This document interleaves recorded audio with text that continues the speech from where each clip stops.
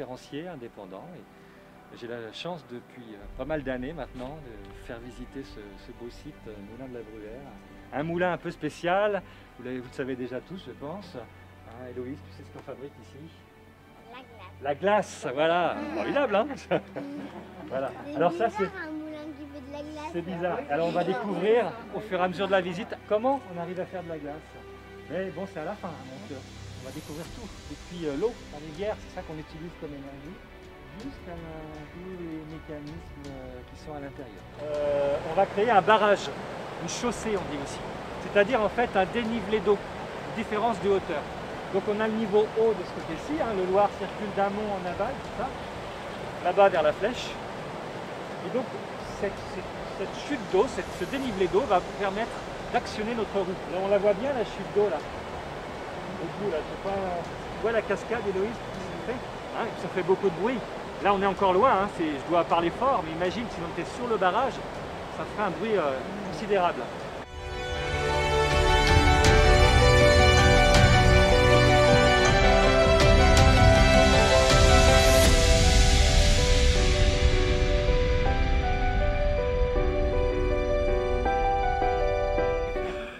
On voit un moulin qui ressemble à ça, on voit bien deux roues. Et puis, à la fin du 19e, 1880, voilà à quoi ça ressemblait. Là, on est vraiment dans le bâtiment où nous sommes. Là. Alors, c'est vu de l'autre côté. Donc là, on serait ici, là, près de la roue qui est juste... On va parler de la roue, même si elle ne tourne pas. Donc, voilà. Imaginez, hein, donc on a le niveau supérieur qui arrive là devant la vanne, de ce côté-ci. On a cette porte en bois. Tu vois, Héloïse, une grande porte en bois, là. On appelle une vanne, qu'on va ouvrir un petit peu. Et bien sûr, ça va faire couler la chute d'eau.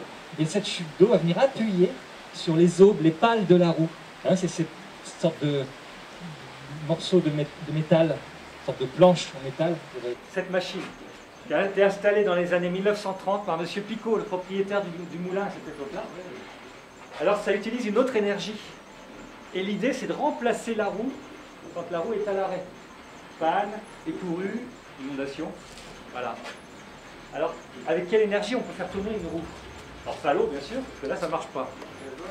Ah, bon, il y en a qui sont trop forts, là. Le gasoil, effectivement. Alors, des fois, on me dit, bah, le vent, le solaire, les moteurs à vapeur, machines à vapeur, la force humaine, la force animale, finalement. Avant l'invention de toutes ces machines, à la révolution industrielle, c'était les seules forces qu'on savait utiliser. L'eau, le vent, l'homme, la femme et les animaux. Voilà, là c'était une révolution après.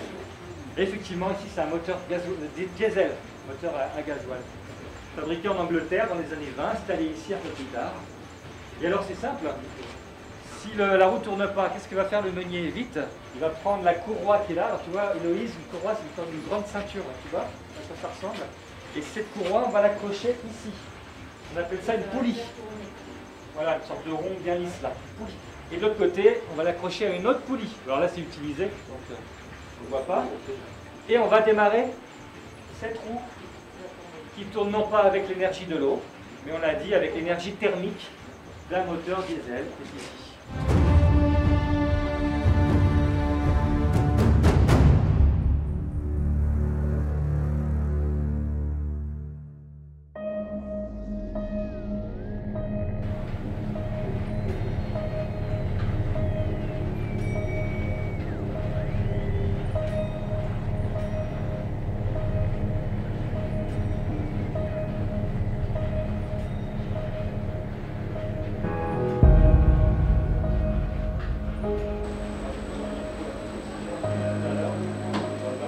Vous voyez le moule en tôle?